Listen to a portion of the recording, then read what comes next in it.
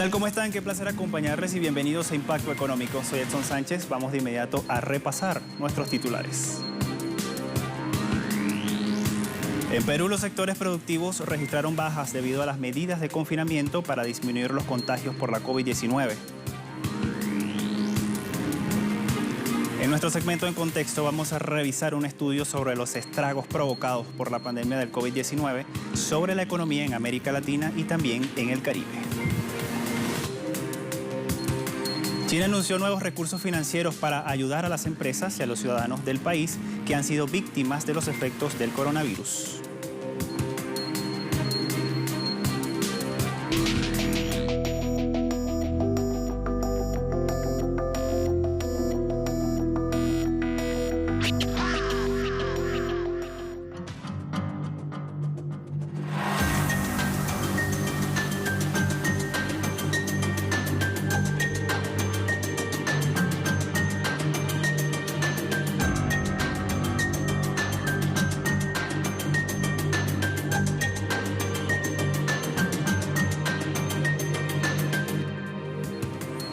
Entramos en materia. En Perú, los principales sectores productivos registraron bajas entre 30 y 58% en el mes de abril debido al confinamiento decretado para mitigar la crisis por la COVID-19. Según el informe del Instituto Nacional de Estadísticas e Informática, el sector hidrocarburos y minería disminuyó un 42.29% en abril por la baja de producción de hierro y estaño. En tanto, la explotación de gas natural y de petróleo se contrajeron un 29.4% y 14.8% respectivamente. El sector de la pesca disminuyó cerca del 57.82% en abril. La producción de electricidad se redujo 30% por la menor demanda en la actividad comercial, la minería y la industria. Igualmente, el consumo interno de cemento bajó 98.59% por la suspensión temporal en la construcción. En este sentido, el informe refleja que las exportaciones totales se redujeron 57.35% en abril, con ventas por 1.573 millones de dólares, según la Oficina de Aduanas.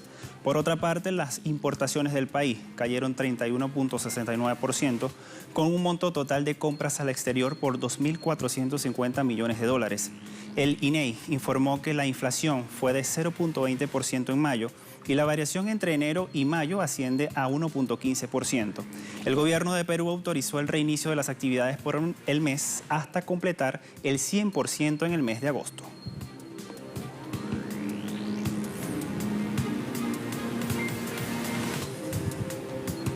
El Parlamento de El Salvador ratificó este 1 de junio la entrada al presupuesto por 389 millones de dólares, monto que corresponde al préstamo del Fondo Monetario Internacional. La Asamblea Legislativa aprobó con 77 votos esta reforma a la ley de presupuesto y así destinar el préstamo a la crisis económica que ha generado la COVID-19 y también a los desastres ocasionados por la tormenta tropical Amanda. El presidente de la legislatura, Mario Pose, dijo que desconoce el valor de los daños generados este fin de semana por esa tormenta. El fenómeno Amanda originó con sus fuertes lluvias 15 muertes y cerca de 4.000 personas evacuadas. Esto se suma a la fuerte crisis económica debido al coronavirus, en tanto la economía sigue confinada para contener la pandemia.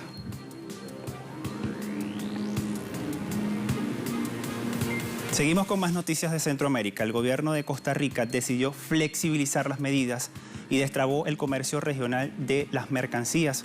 Esta información la refiere así el portal Prensa Latina, ahí en pantalla.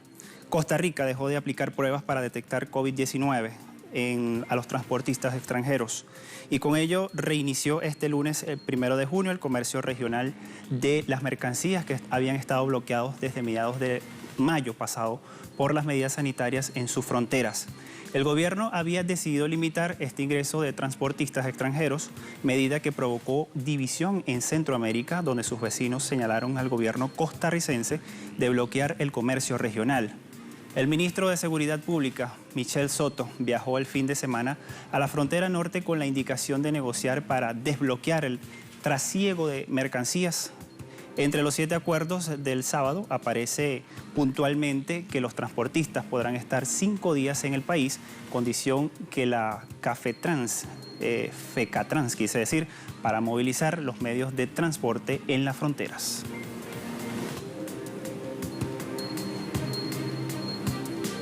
En Chile la economía se contrajo un 14.1% en el mes de abril. Según el Banco Central de este país, esta baja supera las proyecciones negativas del gobierno y también de los especialistas. Enfatizan que la reducción en marzo fue de 8.7% registrados en los reportes del índice mensual de la actividad económica. De acuerdo con el reporte mensual, el sector minero cayó solo 0.1% y con las otras actividades económicas la baja sumó un 15.5%. Quiere decir que este porcentaje tan solo es alto y se debe a los efectos de la crisis sanitaria por el coronavirus y también al confinamiento. El cierre de los servicios y el comercio también afectaron directamente a la economía del país. El ministro de Hacienda, Ignacio Briones, reconoció que la caída es muy significativa, siendo la más alta desde que se tienen los registros mensuales. Asimismo, sostuvo que los efectos de la pandemia han disminuido las actividades económicas, también las recreativas, de compras y también de circulación vehicular. El ministro detalló que la cifra de 14.1% se refleja en el alza del desempleo y en los ingresos por la disminución de las actividades económicas en este país.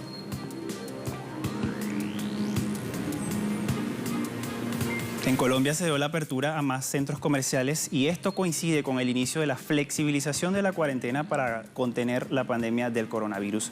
Se trata entonces de la apertura de unos 90 centros comerciales de la ciudad de Medellín que superaron los protocolos sanitarios. El alcalde de Medellín, Daniel Quintero, destacó que en los próximos días la capital del departamento de Antioquia realizará pruebas pilotos a otros establecimientos para permitir desde la próxima semana la reapertura general del comercio de la ciudad. No obstante, el funcionario recordó que la amenaza del coronavirus es real y que, por lo tanto, la gente debe utilizar siempre el tapabocas y conservar la distancia.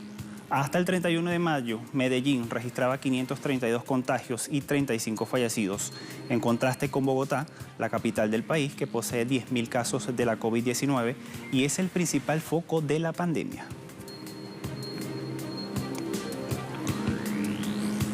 El ministro de Petróleo de Venezuela, Tarek El Aizami, ofreció un balance sobre la jornada de distribución de combustible que se dio en todo el país este 1 de junio.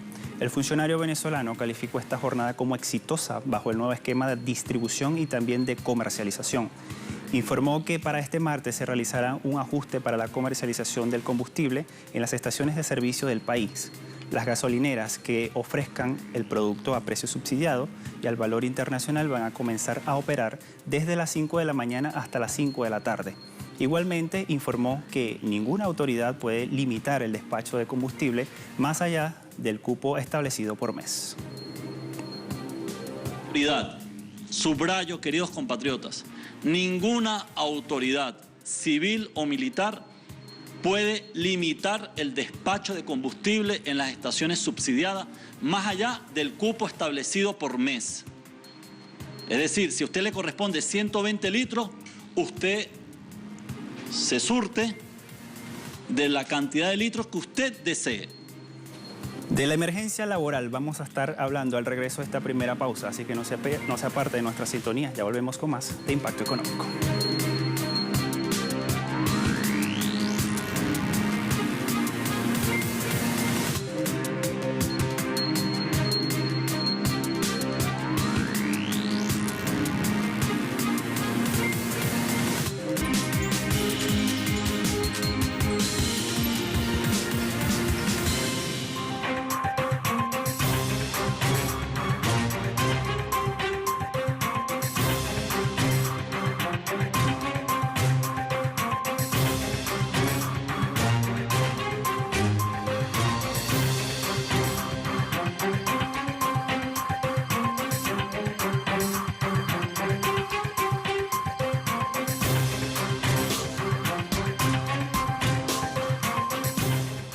La pandemia de la COVID-19 provocará en el presente año la mayor crisis económica que América Latina y el Caribe en su conjunto haya experimentado a lo largo de su historia. Lo corrobora así un trabajo de investigación del medio ruso Sputnik con base a datos y análisis de organismos como la CEPAL y la OIT. Veamos a continuación.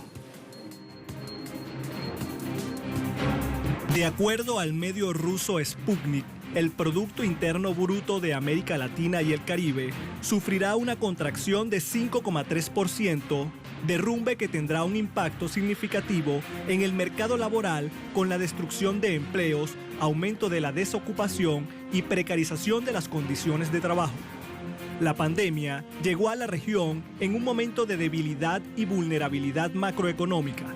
En el decenio posterior a la crisis financiera mundial, es decir, entre los años 2010 y 2019, la tasa de crecimiento del PIB regional disminuyó del 6% al 0,2%, mientras en el periodo 2014-2019 se registró el menor crecimiento desde la década de 1950 con 0,4%.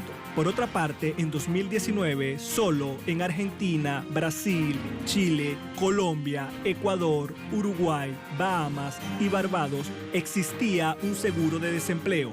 Los investigadores sostienen que el mundo del trabajo está muy afectado por la pandemia porque, además de ser una amenaza para la salud pública, se generan perturbaciones a nivel económico y social.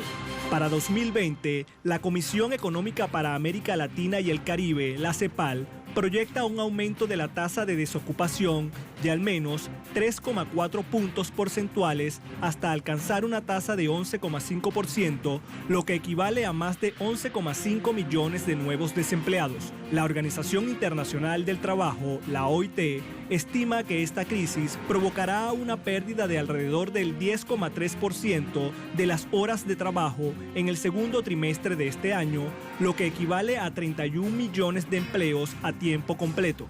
Igualmente, el trabajo informal es la fuente de ingresos de muchos hogares de la región, donde la tasa media de informalidad es del 54%, según estimaciones de la OIT. Los trabajadores informales no tienen acceso a servicios de salud de calidad y, dadas las características de su trabajo, están más expuestos al contagio.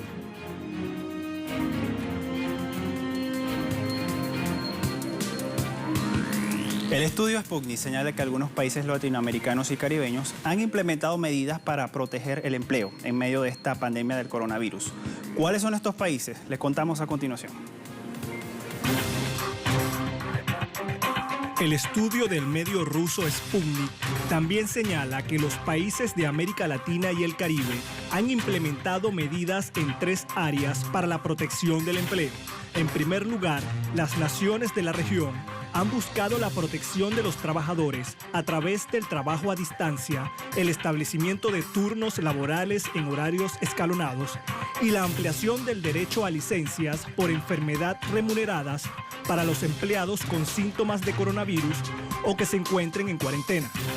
En segundo lugar, han apoyado las políticas de fomento de la actividad económica y la demanda de mano de obra mediante exenciones o postergaciones tributarias y el apoyo financiero a tasas de interés preferenciales. En tercer lugar, los gobiernos latinoamericanos y caribeños han introducido políticas de apoyo al empleo y al mantenimiento de los ingresos que incluyen acuerdos sobre la reducción del horario de trabajo y en materia de compensación. Asimismo, han promovido la conservación del empleo mediante subsidios o préstamos asociados al mantenimiento de los puestos de trabajo y los salarios. En cuanto al seguro por desempleo, Sputnik indica que en América Latina y el Caribe, varios países están implementando esta modalidad. En ese contexto, en el caso de Chile, el acceso a prestaciones del seguro de desempleo es aplicable a los casos de cierre temporal de empresas por orden de la autoridad, acuerdos de suspensión del contrato laboral y pactos de reducción temporal de jornada. Mientras que en México, esta forma de ayuda a los trabajadores se amplió a más beneficiarios. En cuanto a Brasil, el programa de emergencias para el mantenimiento del empleo y los ingresos incluye la reducción de la jornada de trabajo con preservación del salario mediante acuerdo individual o colectivo, pero esta modalidad permite que el empleador pueda reducir la jornada laboral y los salarios de los empleados de forma proporcional por un máximo de 90 días.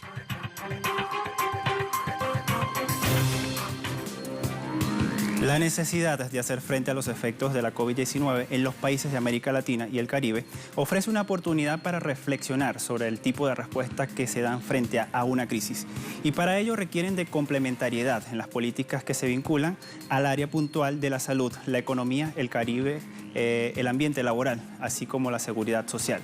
De acuerdo a los investigadores Sputnik, estas políticas deben tener plazos y atender en forma distinta según los sectores, tamaños de las empresas o también los grupos vulnerables. Igualmente, frente al coronavirus, los países de la región están poniendo a prueba sus capacidades de las instituciones sociolaborales para brindar una respuesta oportuna para mitigar los costos ineludibles de la crisis.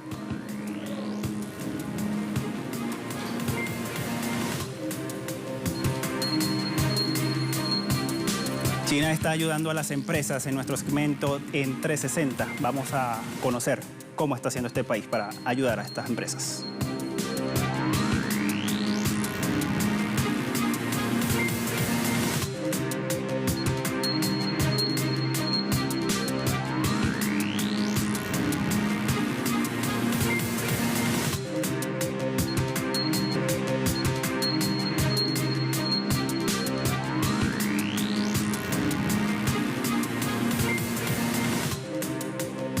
El gobierno del presidente chino Xi Jinping anunció que van a destinar nuevos recursos financieros para ayudar a las empresas y a las personas del país que han sido afectadas por la pandemia del COVID-19. A través de una reunión virtual, el primer ministro de China, Li Keqiang, informó que el gobierno, al centrarse en las 6 estabilizaciones y en las 6 garantías, decidió emitir alrededor de 280.400 millones de dólares en bonos especiales para combatir los efectos que el coronavirus ha dejado en la economía de ese país. En ese contexto, Li dijo que los fondos se van a utilizar principalmente para garantizar el empleo, el sustento de vida del pueblo y las entidades del mercado. Agregó que los recursos irán a nivel de ciudad y también de los distritos para beneficiar directamente a las empresas y también a las personas. Hablamos de las estabilizaciones, que son 6. Estas se refieren a estabilizar el empleo, las finanzas, el comercio exterior y la inversión foránea, entre otras. Y las 6 garantías incluyen garantizar el trabajo de los habitantes de la nación, el sustento básico de las personas, la seguridad alimentaria y también otros puntos.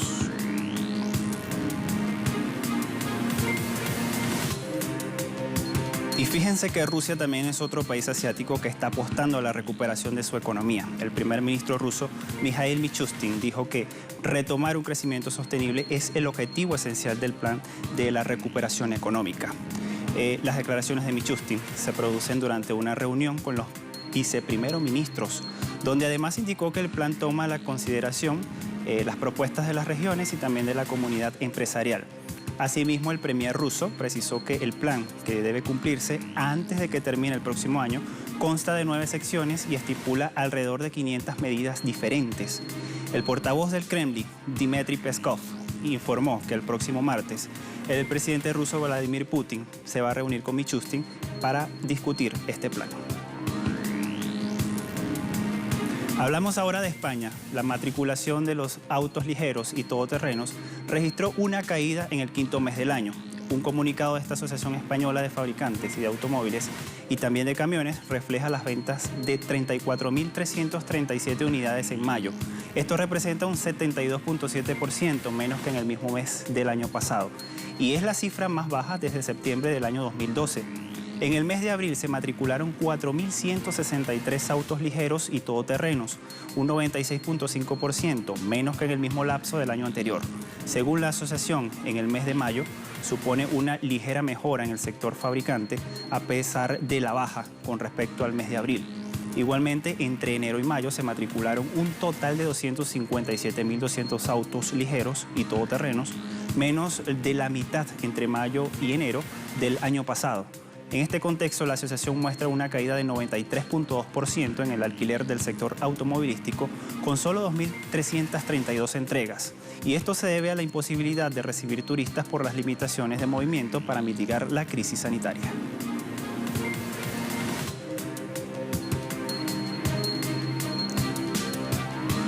En Italia, un tribunal administrativo regional del Lazio rechazó la apelación interpuesta por Apple contra la multa de 10 millones de euros impuesta hace 2 años por la autoridad garante de la competencia y el mercado italiano debido a la desaceleración programada de los dispositivos iPhone.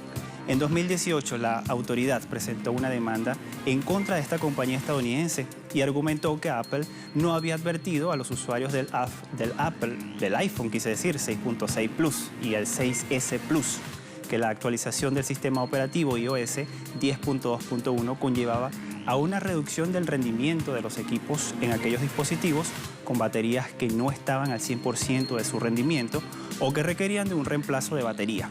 El tribunal alega que la ausencia de información acerca de las baterías de los teléfonos iPhone en las que incurrió Apple hasta diciembre de 2017 son consideradas una práctica comercial incorrecta, de acuerdo con el artículo 22 del Código del Consumidor vigente en Italia.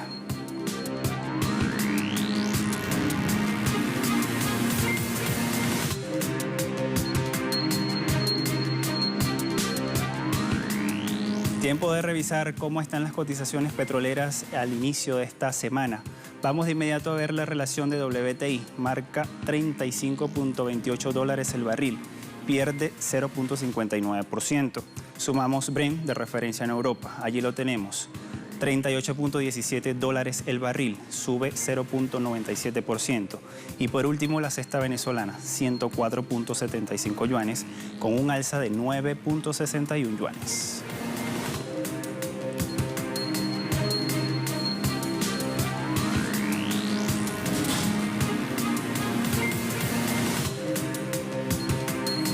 Con estos indicadores ponemos punto final a esta emisión de Impacto Económico. La invitación para que sigan nuestras redes sociales. Como siempre a todos, muchas gracias. Será hasta la próxima.